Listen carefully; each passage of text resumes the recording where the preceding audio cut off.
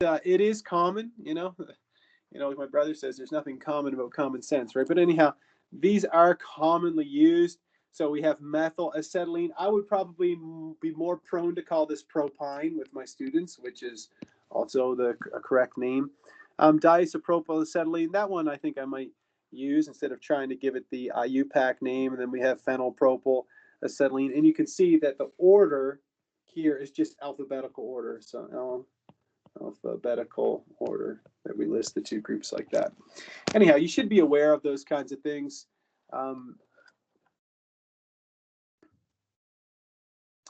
Moving forward. Okay. Anyhow, where was I? So alkynes are also classified as a terminal alkyne or an internal alkyne. A terminal alkyne is one that has just a hydrogen on the end of one of the carbons in the carbon-carbon triple bond. And when we have an internal alkyne, that's when both of them, are just attached directly to other carbons like that. Again, here you see that you have this carbon attached to a hydrogen, and this carbon is attached to a carbon like this. What is going on?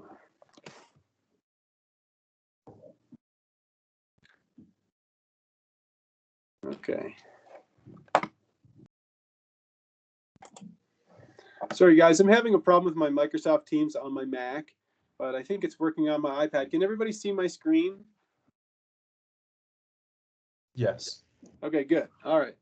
There we go. Well, let's move on from there and let's try an example, right? The best way to master organic chemistry is to give it the old college try. So it says provide a systematic name for each of the following compounds. So systematic just simply means it's not going to be a common name. We find the longest carbon chain in the first one here, and that longest carbon chain has a total of 6 carbons. Now, it wouldn't matter which way we went. If we went 1, 2, 3 like this, or if we went 1, 2, 3, either way, this is going to be some kind of 3 hexyne, right? We're all agreed on that. And so when you have something like this where the parent chain is symmetrical, what are you going to do? You're going to number from the side that I have labeled in blue. And the reason why is because you want to give the substituent the lowest possible number, right? It would be a 2-methyl as opposed to a 5-methyl. And so we have a 2-methyl here, and then we can cobble all that together to give us 2-methyl, 3-hexyne. The option to put the locant before the yne, you can call it 2-methyl hex 3-yne. Either one is perfectly acceptable. All right, let's try the next one. Our longest parent chain has 1, 2, 3, 4 carbons in it. So this is some kind of 1-butyne, right? Because we want to give the carbon-carbon triple bond the lowest possible number. So 1, 2, 3, 4. And then we have 2 methyl groups here. So we have a 3,3-dimethyl. So this becomes 3,3-dimethyl 1-butyne.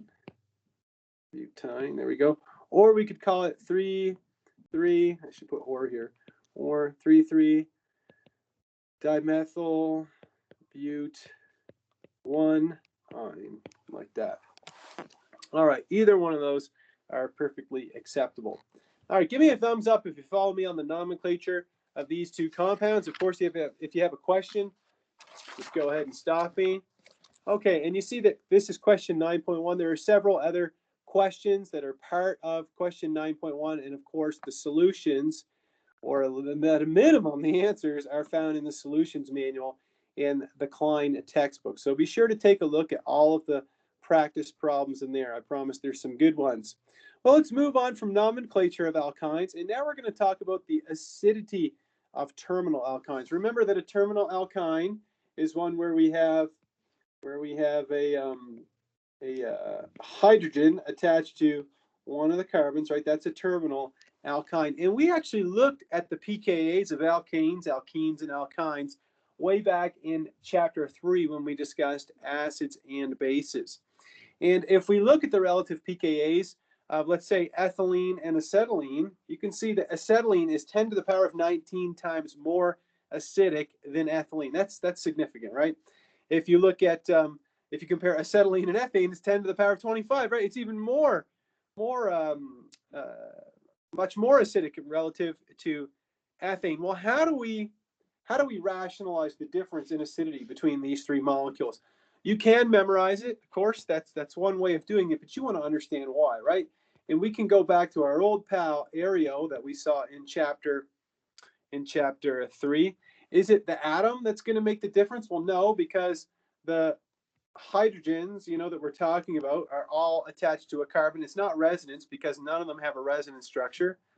None of the conjugate bases do. It's not induction. There's no electron withdrawing groups on here. And so the answer must have to do with the orbital in which the carbanion resides on. And so if we take a look at the deprotonation of an alkyne, let's take a look. So if we take acetylene, okay, and this is something we're going to do almost Avogadro's number of time by the time you get to the end of organic chemistry too. You take a terminal alkyne like acetylene, and you deprotonate it with a base, and you make an acetylide ion. Alternatively, you could take an alkyne. I just want to get over some terminology with you here. If you take this kind of alkyne, so this is acetylene, right? The simplest possible alkyne. If you just take an alkyne like this, and you do the same thing, if you treat it with a base, and you make the carbanion, okay? This you'll hear me call, I'll call this the alkynide. Okay, that's an alkynide. So an alkynide and an acetylide. We're probably going to see the acetylide more, but you should know what an alkynide is as well. Let's see here. So again, we're going to use Aereo to explain why acetylene is a stronger acid than ethylene, which again is stronger than ethane. And I'm sure that you all know the answer to this already. I'm probably just telling you things that you already know, but let's cover it anyway. The reason why an alkyne is going to have a lower pKa is based off of the size of the orbital in which the lone pair and the negative charge resides. And you can see that as we go from an sp3 to an sp2 to an sp hybridized orbital, going from the alkane to the alkene to the alkyne, and of course we're looking at their conjugate bases here. Well, you see that the negative charge in the sp3 orbital, which is 75% p and only 25% s, resides further, right? You can clearly see that this negative charge here, this lone pair, is farther away from the nucleus than the negative charge is in an sp hybridized orbital, because an sp hybridized orbital is 50-50, right? It's 50% s and it's 50% p. And of course, the sp2 is somewhere in between, right? It's 2/3 p character and it has 1/3 s character. So again, the rationale, the reason why an alkyne is more acidic than an alkene or an alkane is because of the orbital. The orbital is smaller. I know I'm talking about the orbital in which the negative charge resides, and therefore it's closer to the nucleus. Therefore, it has a greater stability. All right, and that's all we really need to cover on that. It's something that you need to be aware of. And let's take a look at what we would use to deprotonate an alkyne. So let's say we had acetylene, right? This is kind of showing the same type of thing here. If we were to take acetylene and treat it with this base right here, this is called sodium amide. So this is NaNH2. So NaNH2 is called sodium, right? That's the cation. And then amide. I know that an amide in organic chemistry is also this, right? It's a functional group, but we're not talking about that functional group today. That's for organic chemistry too. So we're going to scratch that out right now. But this ion, NH2 minus, right, which has a Lewis structure that looks like this, okay? That is called an amide ion. So there's a new polyatomic ion for you today, and we're going to see the amide ion come up over and over. So again, that amide ion is got a negative charge. It can behave as a base. If we were to, let's say, theoretically deprotonate acetylene with that sodium amide, to which side is the equilibrium going to lie? Well, if we take a look at the two acids, we have the acetylene behaving as an acid, right, because it's a proton donor. And then we have the conjugate acid over here of our amide, which is our base. And we compare the relative pKa's of ammonia, right? This is just plain old ammonia here, and you should know the pKa of ammonia. It's 38. The pKa of an alkyne is around 25. Well, the equilibrium is going to lie to the side of the weaker acid, right? And so our equilibrium is going to lie further to this side. That means that sodium amide is going to be a good base for deprotonating a terminal alkyne. Okay, so we could say here, this works. I don't know, or we could say the equilibrium lies to the right. Okay, if we were to try the same thing with sodium hydroxide, right? Sodium hydroxide is a strong base, right? Everybody knows sodium hydroxide is a strong base by now. Well, if you were to try the same type of thing and say, okay, well, what if sodium hydroxide deprotonated my alkyne? You compare your acid, your alkyne, which is an H plus donor. You compare it to the conjugate acid of hydroxide, which is water, and you look at the relative pKa's. Well, again, the equilibrium is going to lie to the side of the weaker acid and the weaker base. That means it's going to lie to this side. That means that sodium hydroxide is not effective at deprotonating a terminal alkyne. So sodium amide, good choice, right? Thumbs up. Sodium hydroxide, bad choice. Thumbs down. Not going to work, right? Not going to do it. Okay. So let's take a look here. So in order for us to deprotonate a terminal alkyne, we have to use a suitable base. Now, sodium amide is the one that's going to be used most of the time in this class. I'll be totally frank with you. In our solutions manual, it's probably used, 90% of the time or something like that. There are other bases that can be used as well. Let me show you. This is summarized in table 9.2. So we have the left side of the table showing relative base strength. Get my pen back here. So we look at relative base strength, and we're going to need a base that is going to be strong enough in order to deprotonate the terminal alkyne and to keep it deprotonated. So what are the possibilities? We have amide, right, which we would deliver from sodium amide. We have hydrogen, or a hydride, okay, a hydride. And we have this one here. You would call this a butane carbanion. And the way that we would deliver this is you could just say a butyl group with a negative charge like this. So again, these three bases, notice that the negative charges are on a carbon, a nitrogen, and a hydrogen. And if we have any kind of oxygen or oxide base, they're not going to be strong enough to deprotonate a terminal alkyne. Sorry, I'm having more problems with my Mac. Just give me a second here. Okay, there we go. So these are the possible bases that we can use to deprotonate a terminal alkyne. Well, let's move on from there. It says here, in each of the following cases, determine if the base is sufficiently strong enough to deprotonate the terminal alkyne. Well, let's take a gander here and see if we can figure it out. I don't want to spend a lot of time on the first one because you guys know the answer is yes, okay? This one will effectively deprotonate the terminal alkyne. If we look at the pKa of the alkyne, it's 25.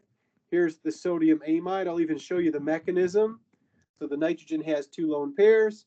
You do a proton transfer. You put the negative charge on that sp hybridized carbon, and you end up with this guy. So we have our alkynide, right? Our alkynide. There we go. Plus, we're going to have ammonia, and ammonia has a pKa of 36-ish. And so the equilibrium is going to lie to the side of the weaker acid. So the answer is yes. This one is going to be effective. The same thing with the hydride. We do the exact same thing. I could show you the mechanism for that. We draw the hydride. We have a lone pair on the hydrogen. We abstract this hydrogen. We end up drawing our alkynide, so which looks like this. Plus, we're going to have H2, which has a pKa of around 38. So we have hydrogen gas, which has a pKa of around 38. And so the answer to this one is also yes. And the answer to the last one is no, right? We said that when we have an oxygen or an oxide base, and that's what T-butoxide is, if we draw the structure of T-butoxide, right, and we try to show the curved arrows here, okay, it's not going to work. So we'll just draw an X over it like this.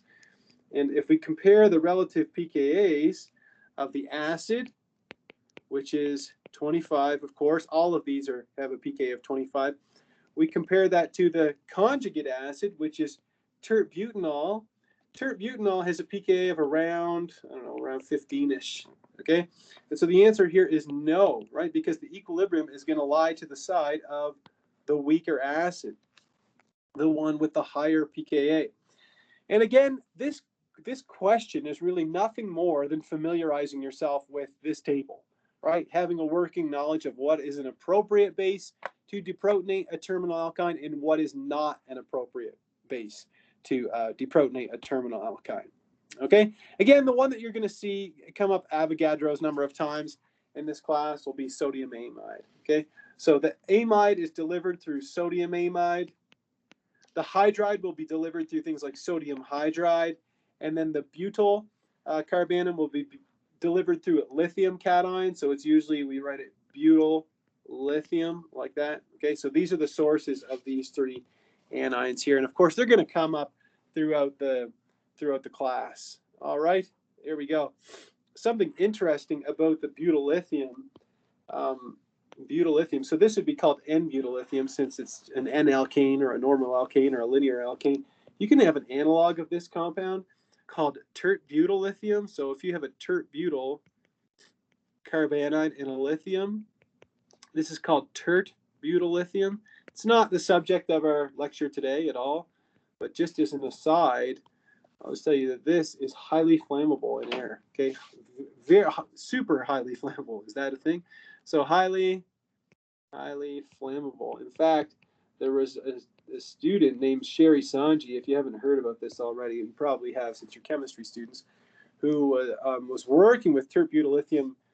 I mean, it's a number of years ago, maybe 10 years ago or something, and she got some on her lab coat, and it caught on fire, and she ended up dying. So tert-butyl lithium is very dangerous. When I used to work in the lab, whenever I do a reaction where I used tert-butyl lithium, I would keep a little bit of it in the end of my syringe, and I'd blow it out of the syringe, just to make a fire, which is really unsafe, but super fun. Anyhow, things you don't want to do in the lab, right? Okay, anyhow, like alkenes, alkynes can be prepared by an elimination, except we need a dihalide to make an alkyne, right? This first reaction, you're all perfectly aware of this reaction because we saw it, I don't know, 100 times, where we take a strong base, right? You take some kind of strong base, and then you do a deprotonation, you form the pi bond, and you do an elimination, right? That is just an E2 reaction, okay, that we looked at in chapter 8. Well, if we take a dihalide, okay, and you can see that both of these bromines are on the same carbon, we call that geminal, right? A geminal dibromide because they're like twins, Gemini. If we treat that with a strong base, we do a double elimination, and we end up forming the alkyne. And if you're wondering about the mechanism, would it be similar? The answer is yeah. If you take a strong base and you do a deprotonation and you form the alkene, which would look something like this. You have another bromine here, you have an R group here, and then of course you have another hydrogen. Well, you could treat that, with another equivalent of the base, right, and do something similar like that. Anyhow, there we go. It's kind of a double elimination to form that triple bond. Well, here's the mechanism after I just drew it, but you should be aware that you can do this double elimination reaction. So we have two successive E2 reactions. This is the first step, right? You produce the alkene, and then you do another elimination to produce the alkyne. You can have a geminal dihalide. Again, they're like twins, Gemini, so you can think of twins. Okay, both bromines are on the same carbon. Or you can have vicinal, and that's where they're neighbors. So they're neighbors. I'll use the Canadian spelling here. So vicinal means they're on neighboring carbons. So these two carbons are next door neighbors, and they each have a bromine on them. Either way, if you have a geminal or a vicinal dihalide, you can do that double elimination to produce an alkyne. And so this is the first new reaction for you in this chapter. Do you have to know this mechanism? Absolutely. Okay, we can put here must know mechanism. But like a lot of things in organic chemistry, it's good news because you already knew this mechanism from chapter 8, and all you have to do is apply the same mechanism twice. Okay, a double elimination to produce an alkyne, and of course that can be done with a geminal dihalide or a vicinal dihalide. Well, when we're doing that reaction, of course, we need a base that's strong enough to do the deprotonation, right? Well, when we do that, we usually use excess equivalents of sodium amide. And the reason why is because we want to shift the reaction towards the formation of the elimination products. How do we do that? The first two equivalents of the base are used to do the double elimination and produce that alkyne. But the reaction is not complete at this point. Okay, it looks like it is. You know, you were saying, you might say, well, Mr. Dion, I'm just trying to make an alkyne. There's my alkyne. Everything's good. Well, in order to drive the reaction towards completion, you put in excess. Okay, so the way that we denote excess is we just write the letter X and S, right? I told you, organic chemists are obsessed with shorthand, right? Acronyms. Okay, so we use excess sodium amide. So that means that one more equivalent of sodium amide will come in, and the base will deprotonate like this to produce the alkynide ion here, or an acetylide, depending on the situation. I guess an alkynide in this context, because we're talking about the double elimination first. But anyhow, I digress. That last equivalent is what's going to push the reaction forward to the alkynide. Now, you're probably saying, well, an alkynide does not an alkyne make, and you would be 100% correct in stating that. And so what do we have to do? We have to do a second step, which is an aqueous workup, which is, you know, kind of a way of saying you just add water to the reaction mixture. And so you put in water, and the water will protonate the terminal alkynide, or the alkynide, and we end up producing the alkyne like that. So it's a two-step process, okay? A two-step process overall. Now, I just made a note to myself here. Let me double check something. So overall, this is the process, okay? We're going to treat the terminal alkyne, we're going to treat our geminal dihalide. In this case, we're going to treat it with excess sodium amide, okay, in ammonia. Now, the reason that you have liquid ammonia, this is the solvent, okay? This is the solvent for the reaction, okay, which is usually done at a low temperature, like -40 or something like that, maybe even -78 if you really want to, you know, get down with it. But anyhow, we take that geminal dihalide, we treat it with excess sodium amide, we produce the terminal alkynide, and then we protonate with water. So let me just double check here. One thing. Yeah. So before we move on, I want to make sure that all of us are aware of what's going on in this mechanism. Okay, and in order for us to understand this mechanism, well, let's try question 9.7. It says, for each of the following transformations, predict the major product and draw a mechanism for its formation. Okay, so we're taking this geminal dihalide and we're treating it with sodium amide. Amide is our base, right? It's a very strong base. So let's draw the structure of amide. I'm just going to draw a condensed structure. It's NH2. Remember, it's NH2, and you got two lone pairs on the nitrogen with a negative charge. So I'm just going to put the two lone pairs in my negative charge like this. Okay, so what's the first step? Well, I need to do my double elimination, right? If I'm going to make a triple bond, which is, you know, triple bonds are kind of the topic of this chapter, that means I need to eliminate both of these bromines. There are no beta hydrogens on this carbon. However, this carbon possesses 1, 2, 3 beta hydrogens, doesn't it? So let's start by removing one of them. We're going to abstract the proton, form a double bond, and we're going to eliminate one of the bromines like that. What's that going to produce? Let's draw it. We're going to have this group over here. We'll have this carbon. We still have one of the bromines on it. The other bromine is gone. And now we've got a double bond like this, okay? So now we've got that double bond. We still have the two vinylic hydrogens here. And remember, we're treating this with excess sodium amide. That means we've got a whole bunch of it, okay? Excess means that we've got, you know, maybe 5 stoichiometric equivalents or 10 stoichiometric equivalents, okay? It's not a 1-to-1 ratio. So we've got a second equivalent of our base, NH2 minus, okay? We're going to do the same thing again. We're going to remove one of these vinylic protons. Now we form the triple bond and we eliminate the second bromine. Let's draw what that's going to look like. So now we've got this, and we've got to be careful to not draw the alkyne like this, okay? It's not that it's not that it's technically wrong, it's just that it's ugly, all right? Because a triple bond, the geometry about this carbon is going to be linear, right? This is 180 degrees. Now we still have another proton on here, and again, we're in excess sodium amide. So the last equivalent that we're going to use, the last equivalent of sodium amide, is going to remove this proton, and that's going to push the reaction to completion. Now we've got our terminal alkynide, okay? And if you're obsessed with cations, yes, sodium would be the cation here, but I'm not going to include it. Anyhow, so this is everything that happened in step 1. Now we're going to move on to step 2, right? Now that we've got the terminal, or let's just make it simple. Where's my eraser? I'll just call it the alkynide. So now that we've got the alkynide, what are we going to do? We're going to throw water on it, right?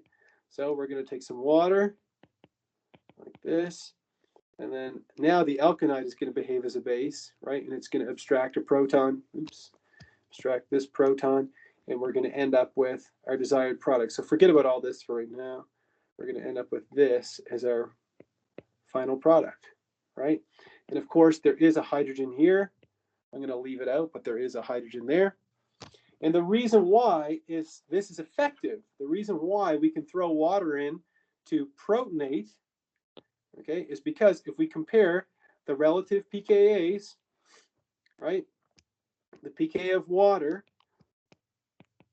is 15.7, and the pK of the terminal alkyne is 25. And so the equilibrium is going to lie to the side of the weaker acid like that. Okay, so that's the entire mechanism for this first reaction right here. Now you can see that I'm running out of space. And so in the interest of space, I'm going to have to delete this, and we're going to try the next one. So while you're working on that, I'm going to delete this. Did I not put in a second slide? No. You know what? Why don't we do the second slide on a blank page so that way I don't have to delete all my beautiful work here. So let's see. Let's see if there's room in here.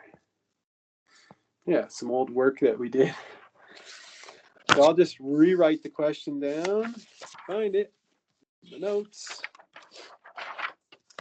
Here we go.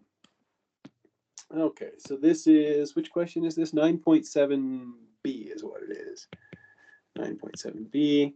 And so we're starting with this right here. Here we go. We have a chlorine here and a chlorine here. And in the first step, we're treating with excess sodium amide. And we have that in ammonia, which is our solvent. And then in the second step, we're just going to put water on it. Okay. So we have a vicinal dihalide here. You can see that we've got beta protons here, beta with respect to this chlorine, and then with respect to this chlorine, we've got 2 beta protons here. Now the order in which the protons are abstracted in your mechanism doesn't matter. Okay, so that means you could abstract, you know, this proton first, or you could extract this proton first. Doesn't matter. So I'm just going to start with one of them, and I'll start with my amide. Okay, so here's my amide. I'm going to eliminate this proton, and I'm going to form an alkene. So let's draw that intermediate alkene like this. I've still got this chlorine.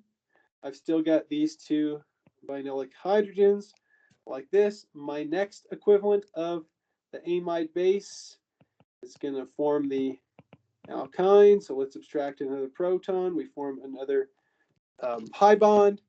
Now we form the terminal alkyne, which looks like this. Of course, we still have this hydrogen here. Now we're going to treat it with another equivalent of the sodium amide. So here's my amide. I'll just draw the curved arrow from the negative charge to make things simple. That's kind of a funny looking arrow. There we go. And we're going to have this, our alkynide, like that. And then in the last step, we're going to put water on it. So let's see if I can make some room here. There we go. So last step, we put water, H2O. There we go. And then the alkynide is going to behave as a base, abstract this proton, and we end up forming our terminal alkyne. And there you have it. All right, there you go. So that's the mechanism for the double elimination with sodium amide followed, or dissolved in ammonia. And then we have the deprotonation step, and that's why we need excess. And in the last step, we add water to do it in protonation. And this last step, again, we call this the workup. Okay. All right. There we go. Well, let's go back to my slides here and see if we can find where we were. Okay, give me a thumbs up if you follow me on this double elimination followed by proton transfer to produce an alkyne from a geminal dihalide or a vicinal dihalide. Is everybody with me on that? Shout good. All right. I don't know how, but it's some kind of miracle that my teams conked out while I was lecturing to you guys. And then all of a sudden it just miraculously appeared again. Anyhow, it's good. Well, let's move on and let's talk about a new reaction. And this is the catalytic hydrogenation of an alkyne. You guys remember the catalytic hydrogenation of an alkene? And I remember just a few weeks ago going over the mechanism of catalytic hydrogenation with you of an alkene. And I said, oh, it lands like a UFO, you know, where the hydrogens are absorbed to the surface of the catalyst. I'm not going to go over that whole dog and pony show again. But if we take an alkyne, we have here dimethylacetylene, or you could call this 2-butyne. If we treat that with hydrogen and palladium, platinum, or nickel, so you could use platinum, you could use palladium or nickel, doesn't matter. That's just standard hydrogenation conditions. And you can convert the alkyne, which in this case would be 2-butyne, and you can convert it to butane, right, which is an alkene, okay? So that still stands. If you just take an alkyne and you treat it with hydrogen and palladium, platinum, or nickel, you're going to completely hydrogenate that to an alkane. Well, you might be wondering, you know, what happens in this mechanism? And the first thing that happens when you treat an alkyne with hydrogenation conditions is first you're going to have two hydrogens added to the same face of the molecule, right? So you end up with a cis alkene as an intermediate, right? This is a cis alkene as an intermediate. And then, of course, you know, the alkene is reactive. We know that. So it just keeps on going until you completely hydrogenate it. A good question to ask would be like, you know, is there a way I could stop at this point here? Because that would be a new way to make an alkene, right? Chemists are always looking for new ways to make functional groups. And the answer is yes, there is a way to do it, okay? And we used what's called a poisoned catalyst. And there are several types of poisoned catalysts that are available to chemists. The book goes into a very little bit of detail about it, but in a nutshell, here's what we do. We take our alkyne, we treat it with hydrogen, same as always, but instead of using palladium or platinum or nickel, we use what's called the poison catalyst. And we end up with the cis alkene, okay? It's important that you know that. You don't end up with a mixture of cis and trans. This is a stereo-specific reaction. You end up with the cis alkene, okay? And the alkene doesn't undergo further hydrogenation. Now, you might be wondering, you know, what exactly is this poison catalyst? You know, did they throw some arsenic in it? No. Since it's a poison or some thallium or something? No. Again, I'm not an expert in Lindlar's catalyst. I've used it a few times in my life, but Lindlar's catalyst is, it's usually a catalyst that's, you know, contains lead or like maybe a lead oxide, and so it says here barium sulfate, but in the book I think it says a carbonate. So if you want to research Lindlar's catalyst, be my guest. But all you really need to know is that a poison catalyst like Lindlar's catalyst, or this P2 catalyst, which is this nickel boron complex, and again, you don't have to memorize their structures.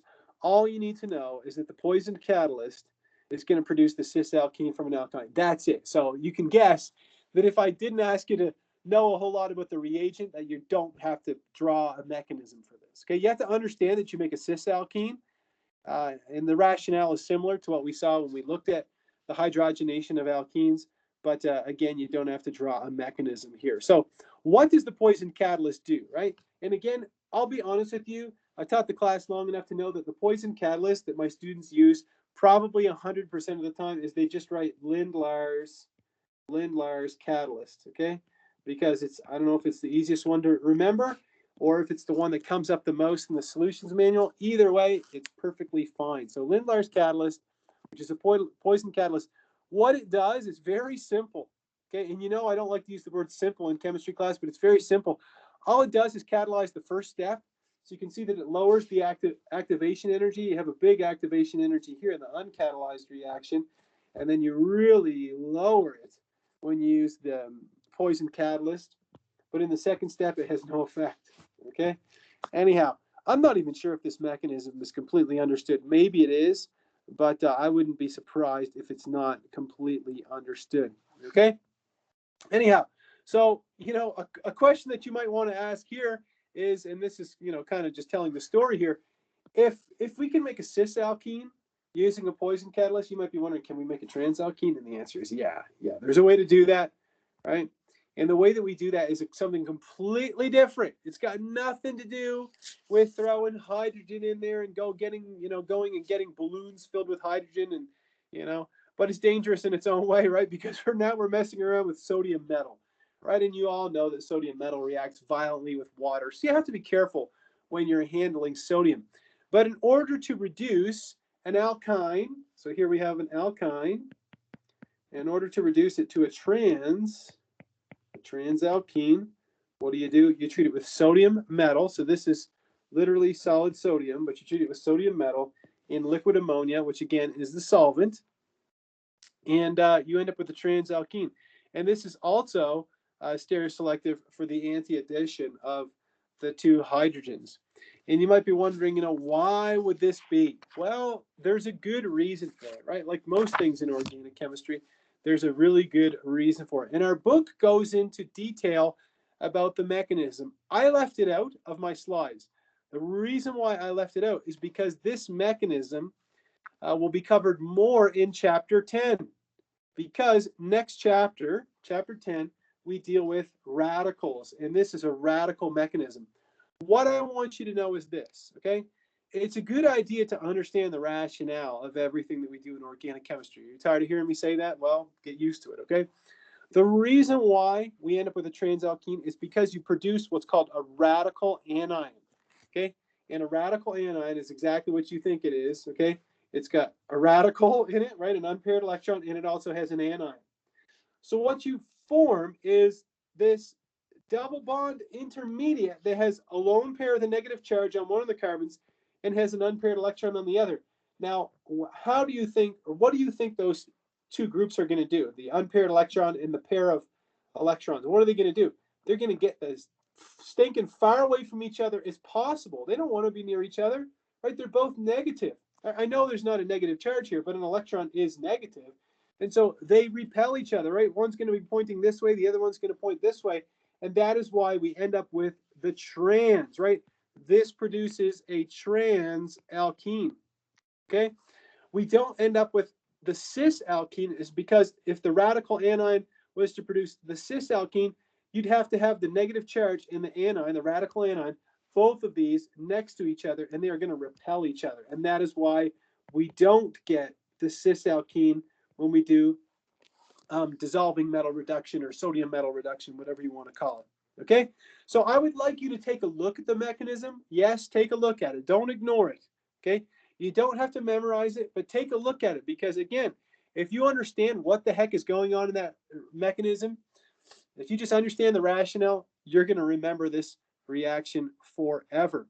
Now, a trick that my students have taught me along the way is I forget what their trick was for Lindemans Catalyst. I thought they had something, but I can't remember everything they tell me. But the one for sodium I thought was pretty good. So for sodium metal reduction, they said, well, if you write out sodium like this, right, it kind of looks like a trans alkene, right? You have an R group here and an R group. So maybe that'll be a good mnemonic for memorizing, that you end up with a trans alkene here. Maybe you guys can come up with some kind of mnemonic for Lindemans Catalyst. I don't know why you end up with a cis alkene. So you need to know all these reactions. You take an alkyne, treat it with Lindemans Catalyst and hydrogen, you get a cis alkene. Treat it with sodium and liquid ammonia, which again is the solvent, you get a trans. alkene. And if you just beat the hell out of it with hydrogen and palladium, platinum, or nickel, you make an alkane. And these two reactions here, we saw those way back in the alkenes chapter. So nothing new there. Give me a thumbs up if you follow me on that. Because if you do, these are two really important reactions. And I promise these, you didn't learn these in vain. They're going to come up all the time in organic chemistry. Good grief. Sorry, guys, I'm still having problems with my Teams. Not on my iPad, thank God. But on my Mac, it's being a big piece of junk. So I can't see if you're giving me a thumbs up or not. I'll just assume that one person did, maybe. Cheapers. I'm sorry. Does anybody here use Apple? You know what the beach ball is? You know the swirling beach ball?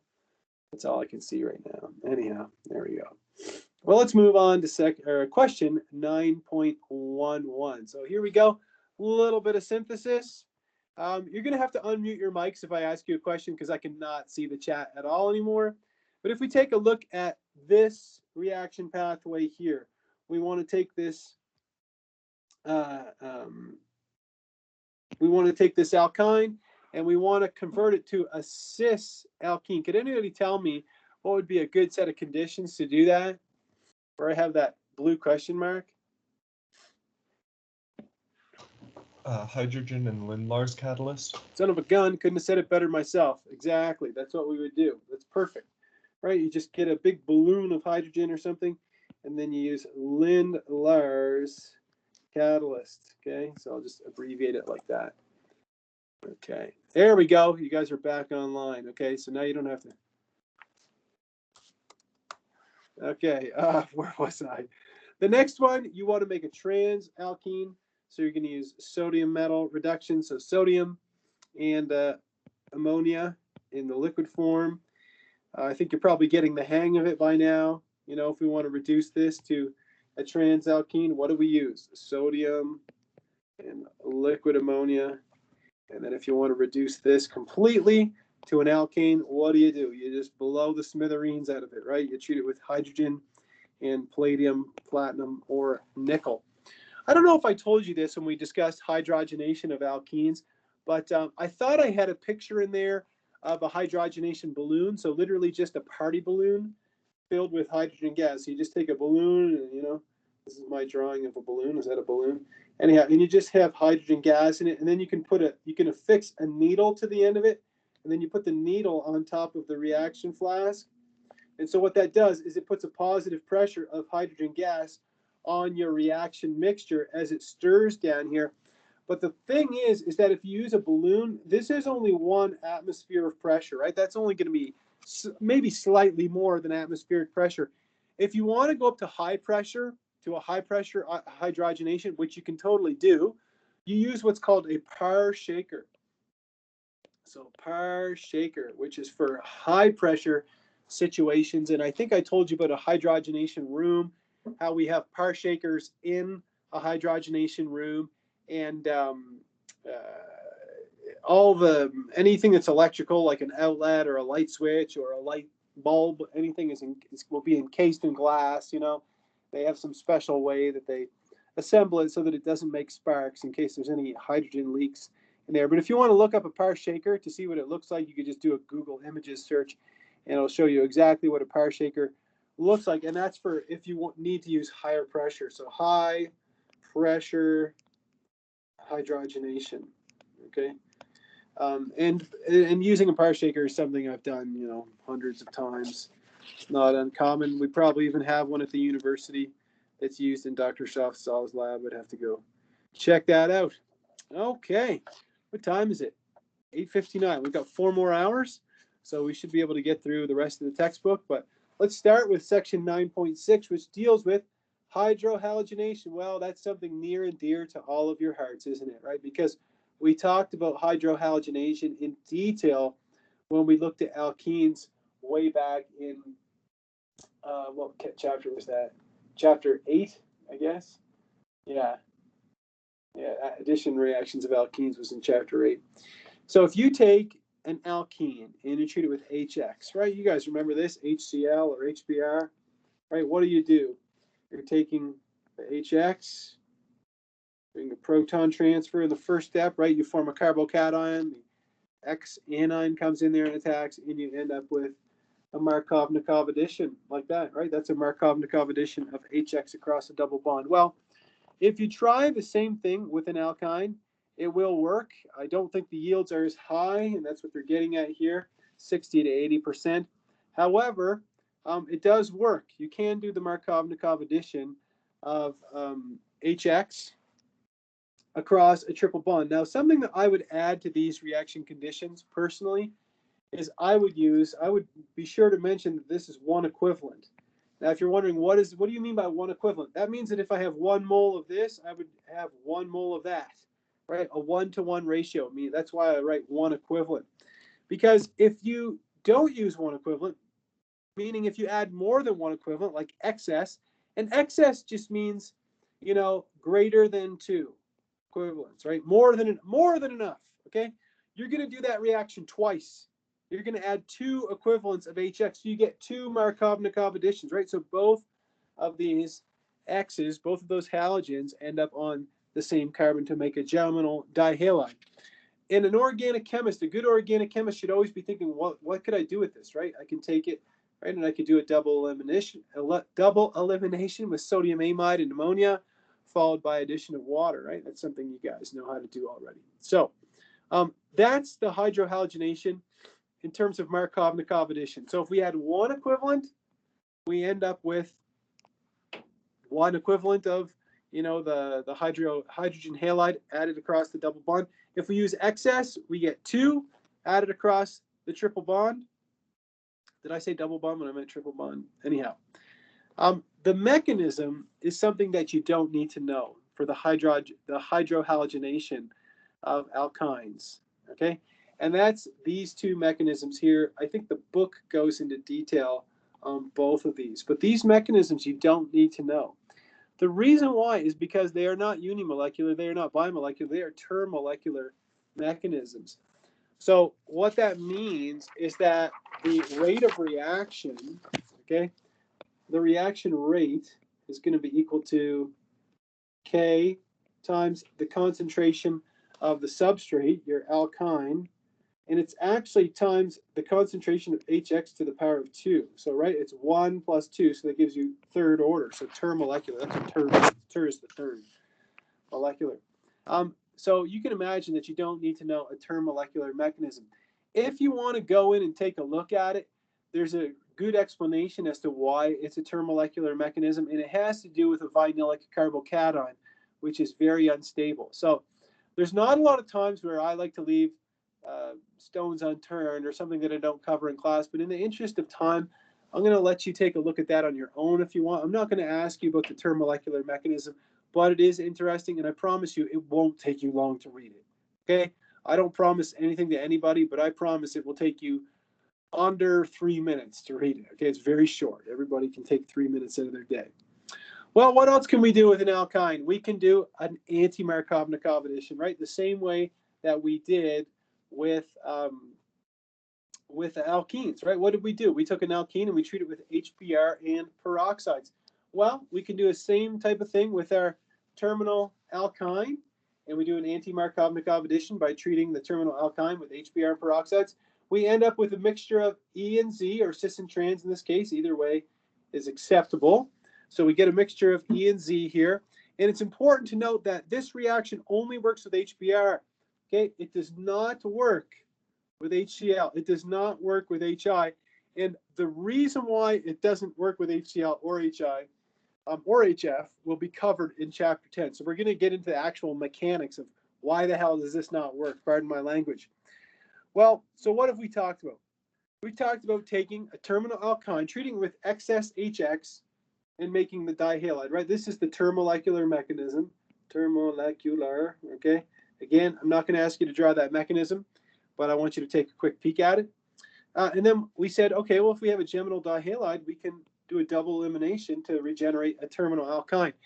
And you might be thinking, now, why the heck would I do this, right? There's no good reason to make a product and then just turn around and take that product and convert it back to the starting material, okay? That's wasting time. But what the slide is getting at is just showing you how you can manipulate molecules, right? Which is a huge focus of organic chemistry, finding ways to manipulate molecules to get them to do what we want them to do, so you can make some kind of blockbusting drug and just take a rake and a garbage can and just rake up all kinds of cash, put it in the garbage can, and go hide somewhere. Okay?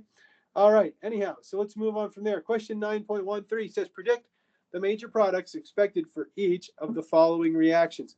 We got two beautiful geminal dihalides. Let's figure out what the heck is going to happen here. First two steps.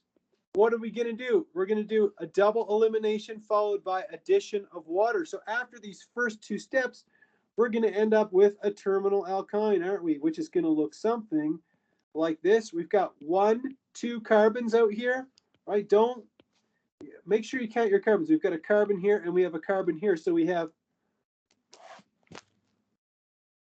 2 carbons like that. Okay. Now that we've got this terminal alkyne, what are we doing in the next step? We're going to treat it with HBr and peroxide. So we're going to do an anti-Markovnikov addition, but we're going to end up with a mixture of E and Z. So in the second step, we're going to do the anti-Markovnikov addition here. So we'll end up with a mixture of the E alkene, plus we're going to end up with some of the Z alkene, like this.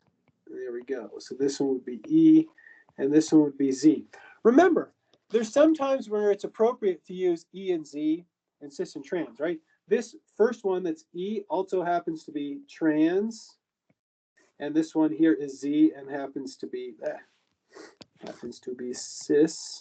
Okay, you know, I think I mentioned this to you in the alkenes chapter. I said, you know, could you have a compound that's E and cis at the same time? The answer is yes, you can. And I'm not going to tell you the answer to that. Maybe you can try and figure it out yourself. Send me an email if you think you got it. Let's take a look at the next one. First two steps. Hey, we know what to do. All right, we're going to do that double elimination to make an alkyne. So here we go. We're going to produce a beautiful alkyne like this. Okay, and then in the last step, we're going to treat it with excess HBr. So that means we're going to do a double Markovnikov addition, right? So Markov, we'll call it Markovnikov addition times 2. All right, we're going to do it twice. So we're going to add 2 HBr molecules, and we'll end up with something that looks like this. You know, I would like to think that if my students were pretty good at alkene synthesis, the alkyne synthesis is probably, you know, pretty similar in terms of the level of complexity. Does everybody follow me on this? Or give me a thumbs up if you follow me. And if you don't, this is a good time to ask me a question. Is everybody with me on these? You know, kind of, we're just learning some new reactions. I don't mean that I expect you to have them memorized in the first 10 seconds that I show it to you. That would be insane, and I'm not that crazy. Okay. But, you know, I just want you to kind of follow me along during lecture, and hopefully you're all taking the time to read the textbook before class. I know you're all very busy right now, kind of in the last few weeks of the semester. I know everybody's very busy, but if you could just take even 25 minutes to skim over the chapter before coming to class, I promise. And again, I don't like to promise things, right? I just had my 9th wedding anniversary, and I promised my wife on our wedding day. This is a 3-year commitment. So I promise you that if you read the textbook before coming to class, it will really improve your lecture experience. You'll really enjoy lecture that much more, even more than you do already, right? Okay, let's move on from there and talk about hydration of alkynes. We don't have a lot of time left, but I want to cover this, you know, I don't like to say the word quickly, but I want to go over it with you. Maybe succinctly would be the word, because we spent so much time talking about Markovnikov addition of water across alkenes, right? We talked about Markovnikov addition. We talked about Markovnikov addition to avoid carbocation rearrangements. Remember that? Oxymercuration, demercuration. Then what else? We talked about anti-Markovnikov addition using borane and THF, sodium hydroxide, and hydrogen peroxide. Well, you can guess that we can do the hydration of alkynes, and we can do it in a Markovnikov fashion, and we can do it in a anti-Markovnikov fashion. There's good and bad news here. The good news is that I'd say the reactions are similar. but the bad news is that they're slightly different, okay, from the reactions that we saw with alkenes. I'll probably have to go over this one with you again on Friday, but let me just show you the gist of it, okay? If you want to do the Markovnikov addition of water across a triple bond, you can't just use acid, right? You can't just use H3O plus, okay, and just, no carbocation rearrangements, huzzah. No, it doesn't work that way. You have to use what's called mercuric sulfate. So HgSO4, this is mercury 2 sulfate, or we call it mercuric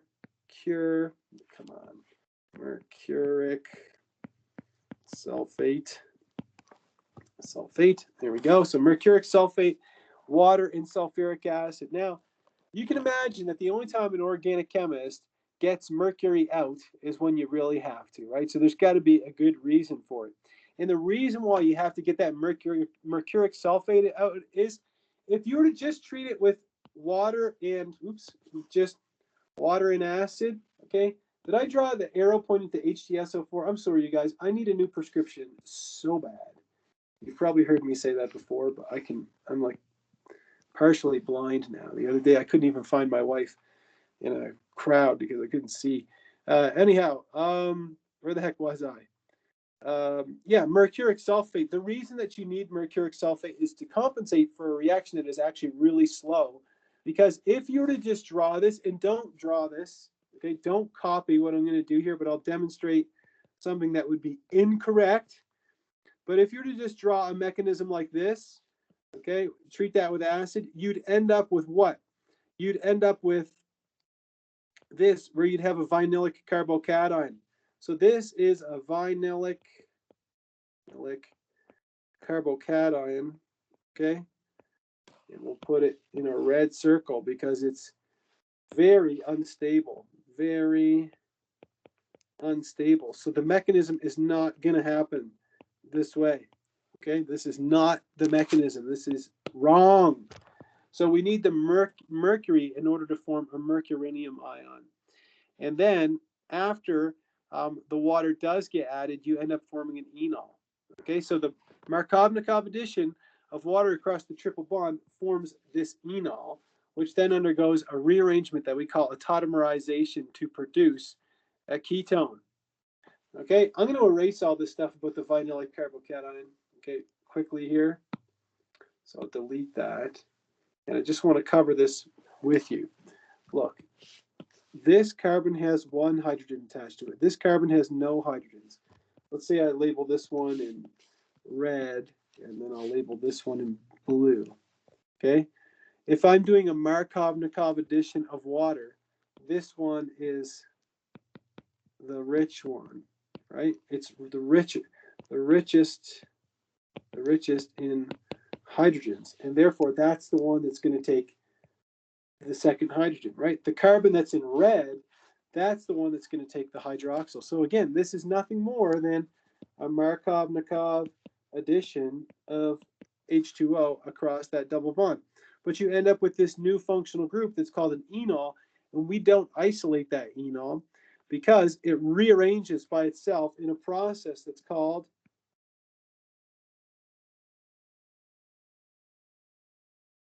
tautomerization, which is, again, just isomerization, which is a result of the migration of a hydrogen and a double bond, right? This hydrogen switches places. It goes from here to here. And this double bond switches places. It goes from here to here to produce the ketone. And you need to know the mechanism of tautomerization, which is covered right here.